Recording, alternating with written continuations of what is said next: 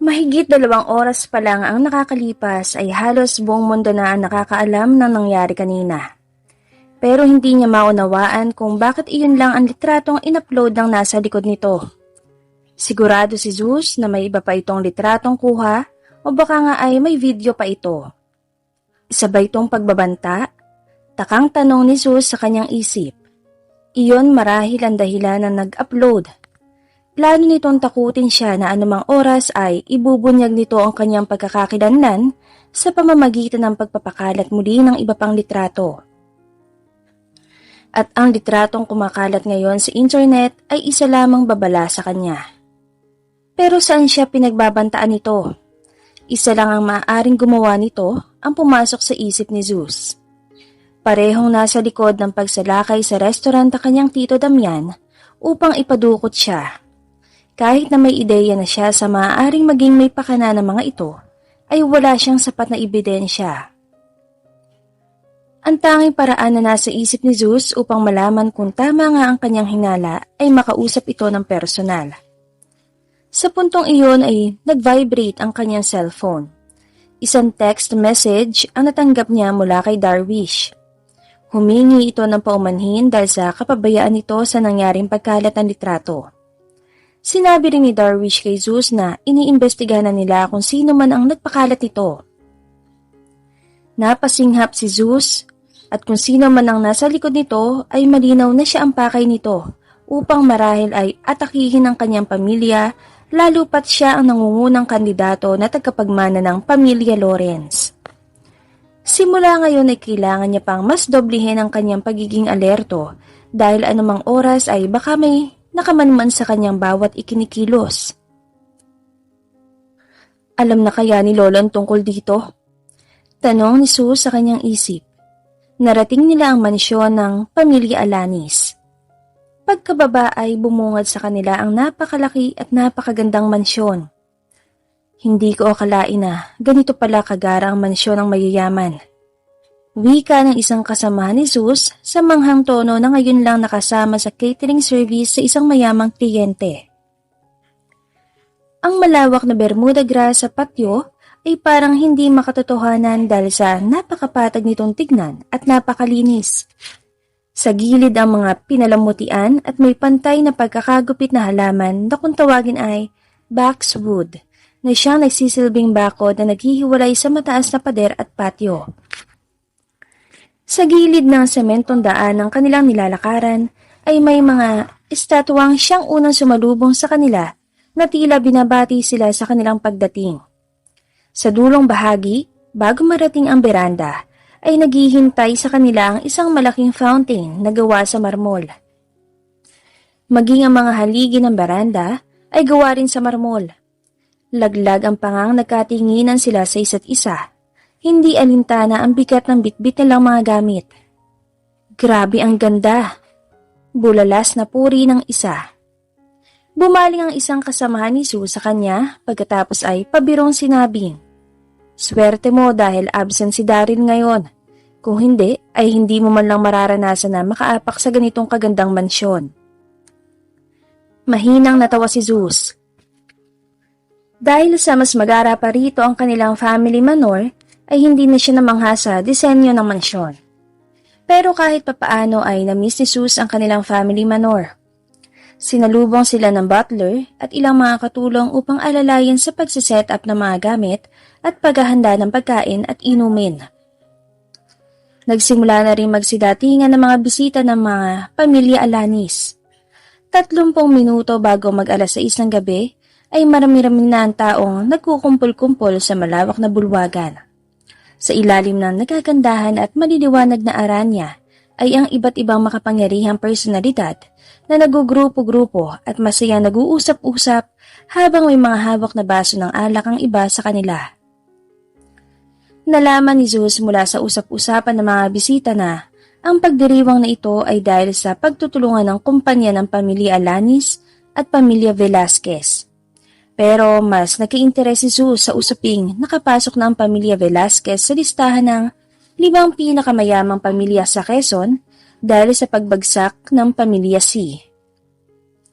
Ito rin ang rason kung bakit ginawang mas maaga ang pagdiriwang Pagkatapos nilang iset up lahat ng kailangan ay napag-isipan muna ni Zeus na maglakad-lakad sa labas ng mansyon dahil naririndi na siya sa ingay sa loob. Gusto niya sanang dumiretso sa service track upang doon na lang maghintay at maidlip muna. Pero napahinto siya nang matanaw ang nag-iisang babae sa garden house sa hindi kalayuan. Mula sa manipis na labi, mapupungay na mga mata at porselanang kutis ay agad na nakilala ni Zeus ang nakapanglumbabang babae na nakatanaw lang sa kawalan habang nilalaro ang straw ng baso ng juice sa harapan nito. Kina? Sambit ni Zeus sa sarili nang maalala ang pangalan ng babaeng waitress na kanyang tinulungan sa Paraisong Tunay Bar. Anong ginagawa niya rito? Kahit na malungkot man ito, ay napakaganda pa rin itong pagmasdan. Hindi na malaya ni Zeus ang pagguhit ng ngiti sa kanyang labi. May kakaibang pakiramdam si Zeus na kahit siya mismo ay hindi niya maipaliwanag kung ano. Pagkasabik ba yon? Lalapitan niya sana ito ng isang lalaki ang unang lumapit dito. Nakasuot ito ng mamahaling itim na tuxedo. Matangkad ito at matipuno ang pangangatawan. Naka-buzz cut din itong gupit kaya sa unang tingin ay masasabi ni Zeus na isang sundalo ang lalaki. Nakita ni Zeus ang pagngiti sa labi ni Kina pero pansin niyang hindi iyon totoo. Sa likod ng ngiting yon ay ang kalungkutan. Tara, gusto ka makausap ni Dad. Nakangiting sambit ng lalaki. Marahan lang na tumango si Kina at sumunod sa lalaki. May namuong hinala si Zeus sa kanyang isip tungkol sa pagkakakilanlan ni Kina at sa nangyayari sa unang tingin pa lang. Gusto niya sanang sundan sila pero naisip niya na hindi naman dapat siya makialam sa bagay na ito. Isa pa ay wala siya sa lugar para makialam. Mukha namang mabait ang lalaking yon. Hindi niya naman siguro sasaktan si Kina. Naisambit na lang ni Zeus sa sarili. Nagpakawala ng malalim na buntong hininga si Zeus, saka tumalikod pagkatapos ay pinagsalikop ang kanyang mga palad sa kanyang likuran. Muli na sana siyang tutungo sa kanilang service track ng isang kulay gray na Audi ang tumigil sa kanyang gilid. Pagkababa ng bintana ay bumungad sa kanya ang mga nakangising mukha ng mga kalalakihan. Anong ginagawa ng mga payasong ito rito? Nakatawang tanong ni Matthew habang nakadungaw mula sa driver's seat. Agad na nagsalubong ang kilay ni Zeus na makita kung sino mga sakay ng kotse. Sila Trevor ito. Mula sa likuran ay dumungaw rin si Ludwig, isa sa matalik na kaibigan ni Matthew. Anong karapatan mong pumunta sa ganitong kaingrandeng pagdiriwang? Tuluyan ka na bang nawala sa katinoan? Patanong na pang-iinsulto nito. Calm down guys. Look at what he's wearing. He came here because of his work. Respeto guys, respeto. Sarkastikong sambit naman ni Trevor na siyang nasa passenger seat habang nakalolokong nakangising pinagmamasdan si Zeus. Malamig na tinignan ni Zeus si Trevor. May bendahe pa rin ito sa kanyang noo at bakas pa rin ang sugat sa ilalim ng kaliwang mata nito dahil sa pambubugbog ni Reynold dito. Gusto pa ba nito ang dagdagan niya ito? Hindi ka pa pala magaling. Hindi ba dapat nagpapahinga ka pa sa ngayon? Sambit ni Zeus kay Trevor. Hindi mahahalata ang pagka-sarkastiko sa kanyang sinabi. I'm good. Hindi ko kailangan ng opinyon mo at pag-aalala. Ang ibig kong sabihin ay hindi pa yata magaling ang pag-iisip mo. Balita ko ay naalog daw ito ng bugbugin ka ni Reynold. Agad na dugtong ni Zeus. Mabilis na nagbago ang ekspresyon sa mukha ni Trevor. Maging si Matthew at Ludwig ay natigilan dahil sa narinig na pang-iinsulto mula kay Zeus. Bukod pa ron ay tinawag lang ni Zeus si Reynold sa mismong pangalan nito, samantalang kahit na mismong mga mayamang pamilya ay tinatawag na Young Master o Mr. Zurich si Reynold. Bumaba ng kotse si Ludwig at kinuwelyuhan si Zeus. Sa tatlo ay si Ludwig ang may pinakamatipunong pangangatawan. Anong karapatan mong sabihin yon kay Trevor? At anong karapatan mong tawagin ang pinakamatandang Young Master ng pamilya Zurich sa pangalan niya? You're nothing but a piece of trash. Do you want to get beaten? Napangisi si Zeus. At ano rin ang karapatan ng amo nyo na makialam sa relasyon ng iba? Pabalik na tanong niya habang ibinaling ang kanyang tingin kay Trevor. Kahit man na unti-unti nang kinalimutan ni Zeus ang tungkol sa kanila ni Atasha, sa tuwing makikita niya si Atasha o si Trevor, ay may kirot pa ring bumabalik sa kanyang dibdib. Parang ang bigat pa rin sa kanyang damdamin ang nangyaring paghihiwalay nila ni Atasha. Anong amo? Kaibigan namin si Trevor, hindi amo. Talaga bang sinusubukan mo kami? Pagkasabi nito ay inambahan ng kamao ni Ludwig si Zeus. Pero tila hindi man lang natinag si Zeus. Sa halip ay si Ludwig pa itong bahagyang kinabahan nang titigan siya ni Zeus sa mata. Ano itong kakaiba sa mga mata ni Zeus? Peking tumawa si Trevor. Bumaba rin ito ng kotse na sinundan ni Matthew. Anong karapatan ko? Sinabi ko naman na sa'yo na mas pinili niya ako kaysa sa'yo dahil sa isa ka lang talunan.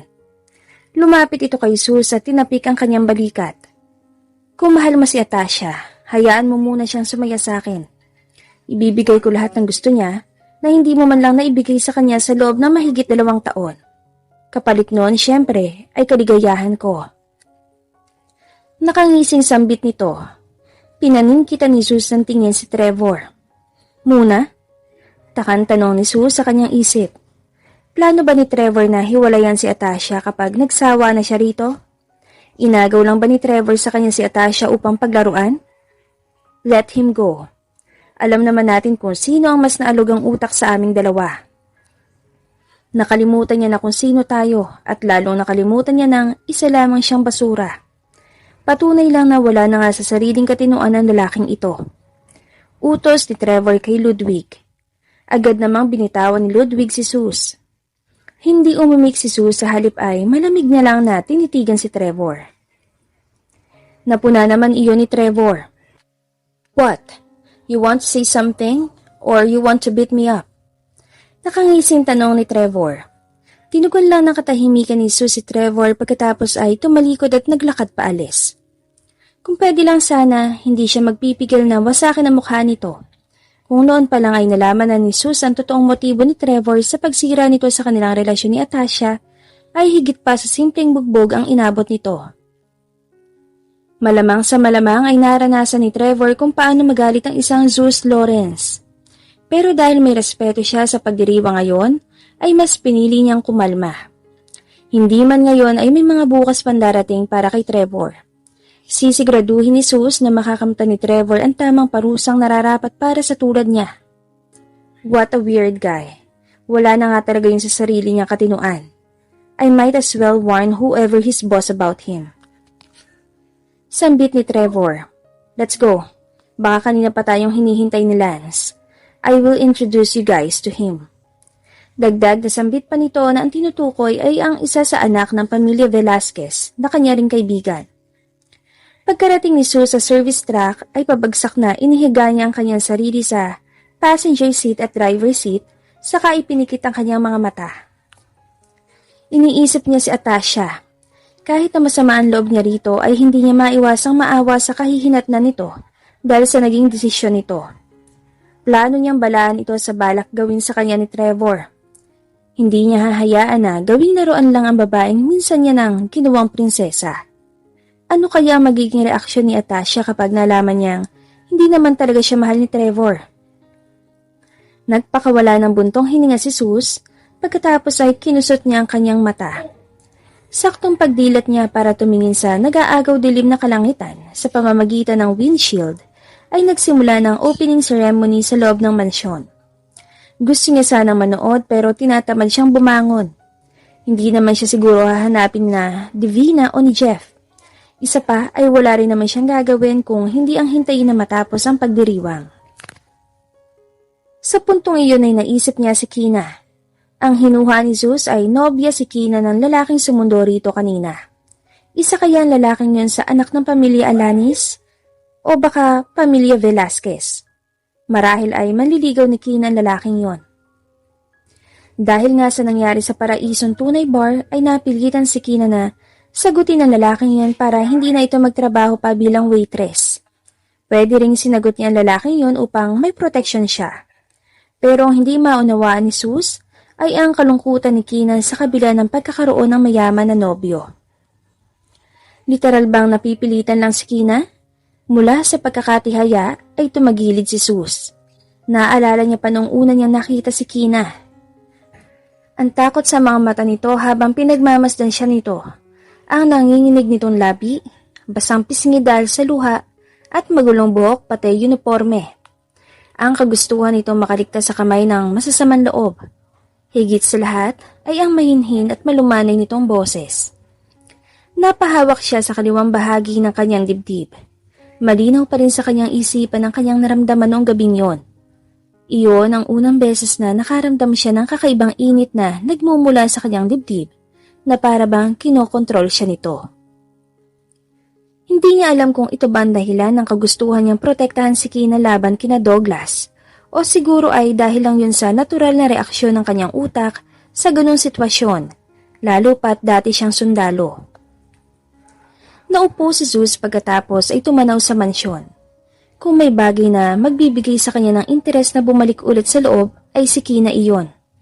Aminado si Zeus sa kanyang sarili na gusto niyang makita at makausap ulit si Kina.